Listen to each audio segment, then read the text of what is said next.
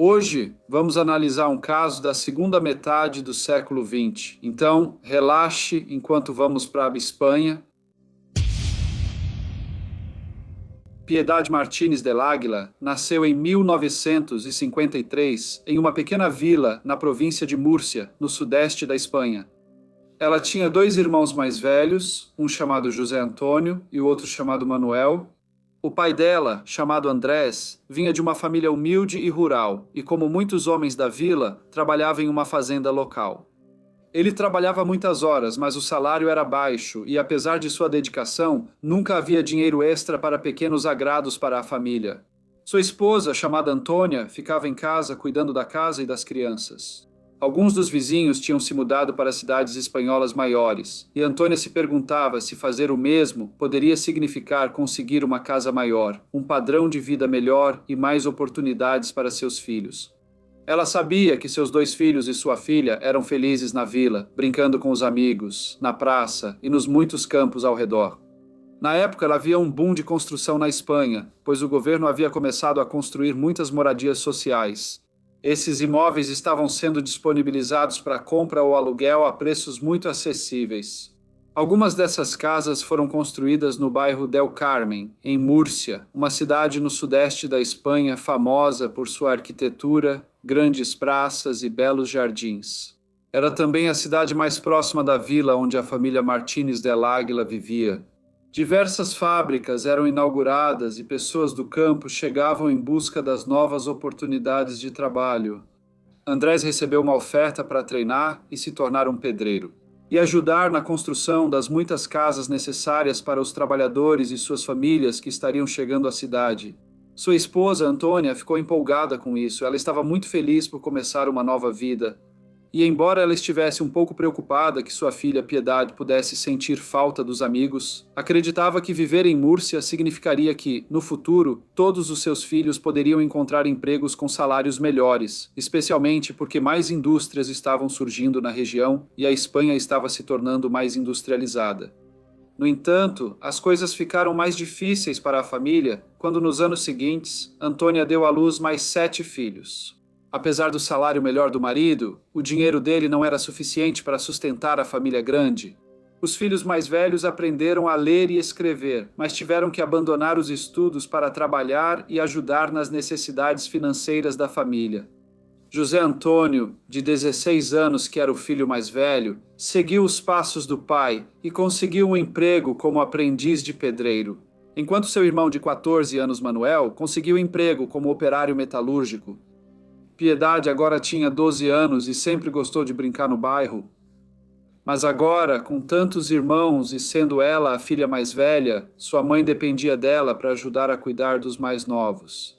Ela não só alimentava, trocava e vestia seus irmãos e irmãs mais novos, como também precisava limpar a casa, lavar a roupa e ajudar a preparar as refeições. Além disso, esperavam que ela ajudasse a família financeiramente, então conseguiu um emprego de meio período polindo peças de motocicleta.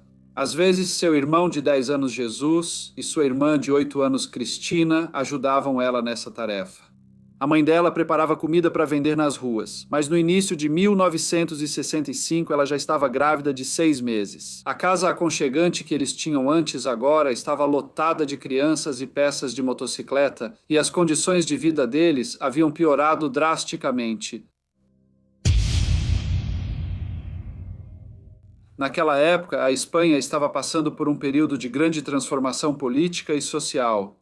O país ainda estava sob o comando do general Francisco Franco, que estava no poder desde o fim da Guerra Civil Espanhola em 1939. A Espanha estava amplamente isolada da comunidade internacional e enfrentava desafios econômicos devido a anos de políticas autocráticas e investimento estrangeiro limitado. No entanto, o país passava por uma mudança gradual rumo a uma sociedade mais liberal e aberta. A industrialização havia modernizado muitas cidades, e a Espanha começou a receber visitantes estrangeiros, especialmente aqueles vindos da Europa. A indústria do turismo floresceu, especialmente na costa do Mediterrâneo. Apesar desse progresso, o país ainda era caracterizado por repressão política. O regime de Franco controlava rigidamente a mídia e concedia liberdade de expressão muito limitada. A oposição política era reprimida e vozes dissidentes enfrentavam censura e perseguição. Em 4 de dezembro de 1965, a família Martínez del Águila testemunhou uma tragédia quando Maria Carmen, a filha mais nova, com apenas 9 meses de idade, morreu em circunstâncias misteriosas. O médico da Previdência Social diagnosticou a causa da morte como meningite. Essa não foi a primeira perda da família, pois 5 anos antes, um bebê de 2 meses também havia sucumbido à mesma doença. 5 dias depois, em 9 de dezembro, o segundo filho mais novo, um menino de 2 anos chamado Mariano, morreu de repente. Novamente, o médico diagnosticou meningite. A suspeita começou a surgir quando, 5 dias depois, Fuensanta, de 4 anos, morreu. O médico da família recusou-se a assinar os atestados de óbito e alertou o tribunal e o Departamento de Saúde sobre mortes incomuns. A morte de 3 crianças em um período de 2 semanas gerou preocupações. Os vizinhos ficaram apreensivos, temendo que a família pudesse estar sendo afetada por uma doença contagiosa ou que um vírus estranho estivesse sendo transmitido de um irmão para outro. Consequentemente, eles começaram a se afastar da família. As autoridades agiram rapidamente e enviaram a família Martínez del Águila para o Hospital Provincial de Múrcia.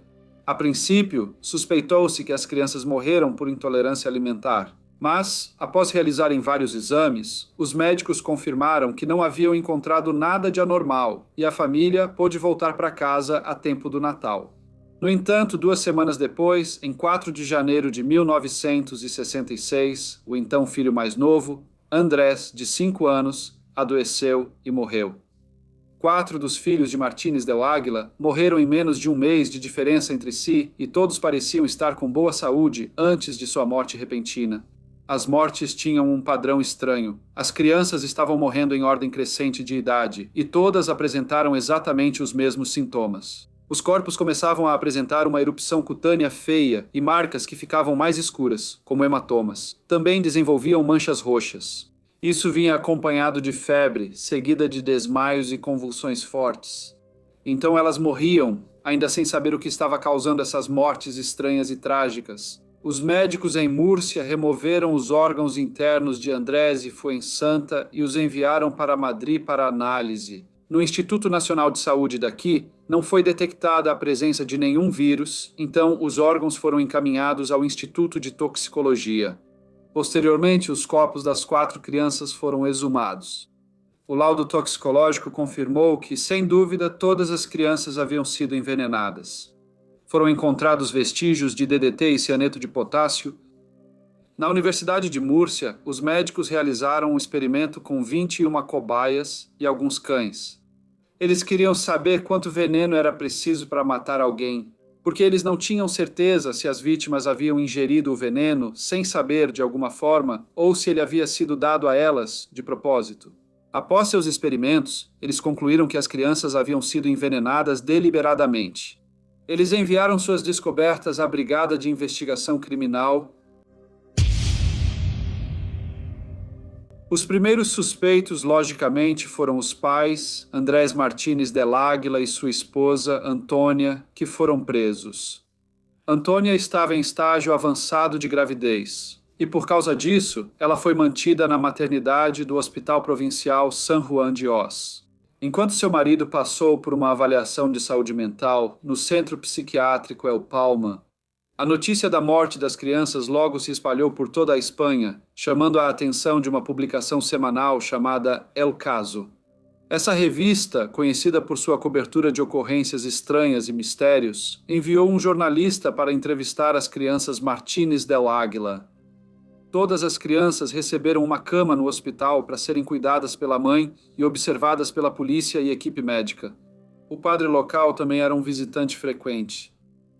O mais novo era um menino de 6 anos chamado Manolo, que expressou ao jornalista uma crença assustadora de que seria o próximo a morrer, dado o padrão dos acontecimentos em que as mortes estavam ocorrendo em ordem crescente. Em uma tentativa de consolar o garotinho, o jornalista lhe garantiu que isso não aconteceria.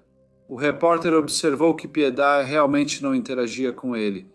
Ela demonstrava uma estranha sensação de calma, aparentemente esperando sem medo a sua vez de ser lamentada. Os jornalistas avisaram a polícia, que então suspeitou se Piedade era responsável pela morte dos irmãos. Ela era responsável por cuidar dos pequenos quando seus pais estavam fora de casa trabalhando. O inspetor elaborou um plano para ver se isso poderia ser verdade. Ele a convidou para um bar e, em meio a uma conversa descontraída, fingiu jogar uma bola de cloreto no copo de leite dela. Ela achou engraçado no começo, mas Piedade logo ficou irritada e o impediu de continuar. O inspetor insistiu para que ela bebesse, mas ela recusou veementemente. Nesse momento, ele a confrontou, dizendo que ela entendia o potencial dano que tais ações poderiam causar. Relembrando o que havia feito com seus irmãos e irmãs sob pressão, Piedade confessou. Ela admitiu ter matado todos os 4 irmãos, mas insistiu que os 3 primeiros foram a pedido de sua mãe, enquanto o último foi um ato impulsivo dela mesma. Ela explicou seu método de preparar o veneno, combinando pastilhas de limpeza de metal, especialmente aquelas usadas para peças de motocicleta, com veneno para ratos. A mistura letal foi então despejada em um copo de leite que as crianças consumiram sem saber. Essa combinação tóxica teria causado uma morte rápida, explicando por que as crianças morreram em menos de meia hora após começarem a passar mal. Ao ser internada no hospital psiquiátrico, ela contou 5 versões diferentes do ocorrido, cada uma mais contraditória que a anterior. Ela acusava insistentemente sua mãe de ser a responsável. Ela sempre falava com calma e clareza, olhando para os policiais de um jeito que os fazia sentir que uma garota tão doce certamente não poderia ser capaz de fazer algo tão horrível. Embora, aos olhos dos médicos, ela parecesse uma garota normal, porém perplexa, totalmente consciente do que havia feito e do efeito devastador de suas ações. As autoridades acreditavam que ela havia envenenado seus irmãos de maneira calculista e maliciosa. No entanto, tanto a polícia quanto os profissionais de saúde não conseguiram entender como uma garota tão jovem, que possuía apenas educação básica, conseguiu descobrir o potencial letal de produtos domésticos. Autoridades inicialmente duvidaram dos relatos de Piedade e mantiveram a investigação. Por fim, eles concluíram que ela agiu de forma independente. Quando ela confessou que sua mãe não tinha conhecimento de suas ações, descreveu como estava sobrecarregada pela responsabilidade de cuidar de seus irmãos. Ela era a filha mais velha e esperava-se que permanecesse em casa enquanto seus pais e irmãos mais velhos estavam trabalhando. Piedade recorreu ao envenenamento dos mais novos, pois eram os que exigiam mais atenção. Ela queria eliminar todos, esperando ter liberdade para brincar com as amigas. Quando a revista El Caso escreveu seu artigo sobre Piedade e os envenenamentos, a revista bateu recorde de vendas, vendendo centenas de milhares de exemplares. O jornalista incluiu a frase: "Podemos estar diante de uma garota de cinismo extraordinário ou de uma tranquilidade surpreendente." Ele continuou descrevendo-a como estranha, irônica e astuta. Mas os jornalistas também escreveram que ele acreditava que Piedade era a única autora das 4 mortes. Por ser menor, Piedade não pôde ser formalmente acusada e ficou sob custódia do Tribunal de Proteção à Infância e Juventude. Ela encontrou consolo em um convento em Múrcia, que oferecia cuidado compassivo e apoio para meninas em situação de risco, apesar de seu confinamento forçado. Ela era educada e agradável com os funcionários e com as outras crianças, e sempre ficava feliz em brincar ao ar livre. Ela aprendeu a tricotar, e isso se tornou uma paixão. Ela passava muitas horas tricotando e foi observado que frequentemente tinha uma caixa de costura ao seu lado. Mesmo assim, o nome da família seguia na imprensa. Os irmãos mais velhos, Antônio e Manuel, formaram uma dupla de canto, e um empresário os levou para uma turnê pela Espanha.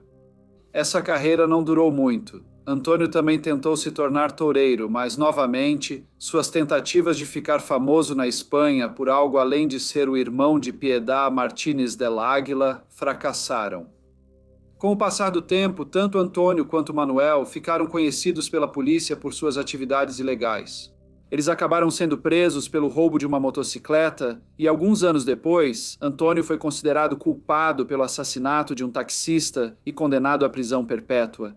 À medida que a história da família sumia dos jornais e da memória do povo espanhol, Antônio voltava a aparecer nas notícias. Quando, em 1978, ele se envolveu com outros 15 detentos em uma ousada fuga da prisão, juntos, os prisioneiros conseguiram cavar um túnel para a liberdade.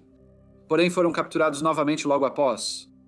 Tragicamente, a vida do Sr. Andrés Martínez del Águila e de sua esposa Antônia continuou sendo marcada por tragédias. Eles foram rejeitados pela sociedade e ficaram com um vazio eterno. Após a perda de 5 de seus filhos e os terríveis crimes de Piedade, Antônio e Manuel, Andrés perdeu o emprego, mas conseguiu encontrar trabalho como coletor de lixo. No entanto, ele ficou cego e mergulhou sua família na pobreza. Infelizmente, ele faleceu anos depois. Os detalhes da vida de Piedade após sua internação são um pouco incertos. Alguns relatos sugerem que ela abraçou a vida religiosa, enquanto outros indicam que ela voltou para as ruas e escondeu sua identidade. A verdade sobre seu paradeiro e ações permaneceu desconhecida, enquanto ela tentava esconder seu passado. Olá a todos e muito obrigado por ouvirem. Como de costume, por favor, deixem qualquer comentário ou sugestão que vocês tenham, e espero ver todos vocês novamente no próximo caso.